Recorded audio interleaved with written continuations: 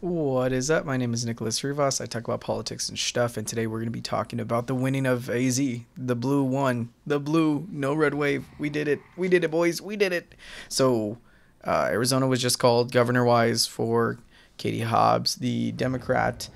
Basically, barely made her way past Carrie Lake, which doesn't sound like the greatest news given that Carrie Lake was wanting to legalize bazookas and shit and is just a total Trumper. Like, she doesn't have any policies other than I'm just Trump's boy. You know what I mean? Like, that's how she came and presented herself. So then you have this red wave really become a red trickle, and the Senate has been retained by the Democrats, and the House is probably going to lose. So far, it looks like we are losing it, but by a very slim margin. You still have some elections going on, so definitely speaking this from as of 11/14. But as of Arizona, as of my state, Mark Kelly has won, and he kept his seat in the Senate. We have a Republican governor basically gone. Now we have this Democrat governor. Very, very positive to see. Very, very high hopes for our country and for our states. It definitely feels like every step we take a few steps back, given, the Roe v. Wade's are such a perfect,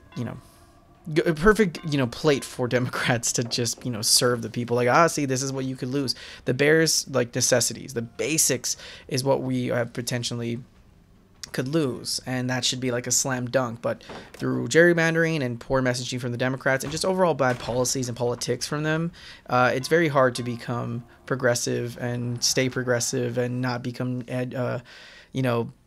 just angry at the parties. But all that being said, the Democrats did win, albeit Republicans, because they goofed up. But I definitely think also Biden should get his credit for the student loans, the pressing of the pain points of the Roe v. Wade's. The pulling out of Afghanistan wasn't popular for him.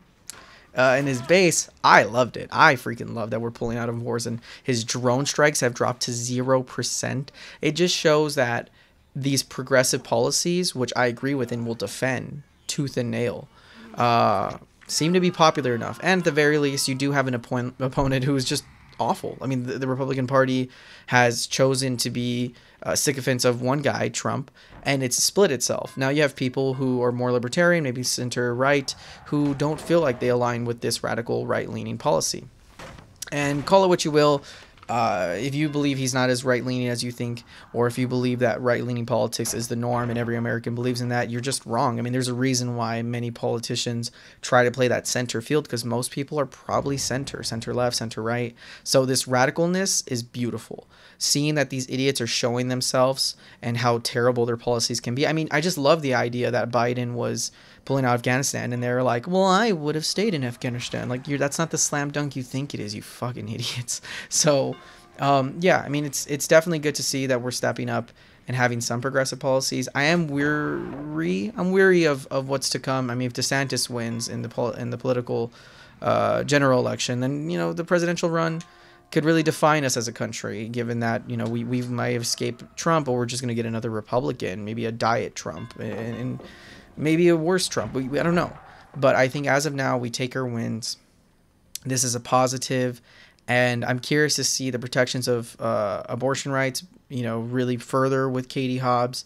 I'm glad to see that the sycophant of being a Trump isn't your ticket. It's not the meal ticket anymore. It's not your ride in front because you support one guy. Like, I want people to be talking about policies, and people like Blake Masters, who lost to Mark Kelly, had to pull back on their policies given how radical they were. I don't see that with Democrats. With Democrats, they're actually timid to talk about their policies. Meanwhile, these people and their generals are like, I'm going to take away the abortions. I'm going to give everyone a gun. And then when they get into the general, they're like, I think abortion could happen in some cases. Like, come on. These people don't believe in their policies to the extent that they will defend it and fight it for a general. In a general election, you saw people like Bernie Sanders fighting for his radical Medicare for all. And never did he bat an eye. Never did he go, I'm going to kind of. And I'm not. And to be fair, he's the rare one. He's an oddity. Most politicians do pull back a little. But the Republican Party is definitely not one to shine the light on their policies, given through economic, social, whatever you feel. They are really going to shoot themselves in the foot when it comes to showing off what they believe.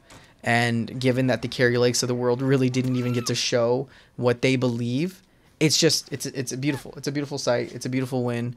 Uh, I'm glad to see that we're gonna have some sort of non-climate change denialist. I'm a cancel culture anti person, and like that's what I'm just sick of. They're just gonna focus on cancel culture with the Republican Party. The DeSantises have succeeded with the I'm gonna send a migrant to Nancy Pelosi. Oh, you got us. You wasted taxpayer money, and you show that you're a fucking bigot. Like, oh, immigration isn't as bad as you think it is, but you're gonna paint it because you know that people can side with you with the xenophobe. So I definitely think there's some good to be had here, and we're definitely on a good road. And winning the Democrat seat isn't going to bring us forward into a country. It's really just going to protect us from the oligarchies of the world that the Republicans are really trying to prod. They're going to protect us from the egregious abortion rights being attacked. I mean, it's just basic, like we're not really winning, we're just taking back the ball, that the ball was rolling downhill and we just stopped it a little. But in reality, we do need progressive change, and I don't think Katie Hobbs and Mark Kelly are that, but they're definitely going to give us more, or at the very least keep us from the most right-leaning policies that are basically really the big core to what is wrong with America. Or at the very least, you can play neoliberal crap too. But I'm running in circles. This is a celebration. We're all going to toke up. We're all going to party. We're all kicking it at John's house, 7 o'clock. We going right now. I'm going to let the gameplay ride because it's other than just, I'm excited and glad to report this. It's just it's a good time. So, yabba dabba doo, gabba goo.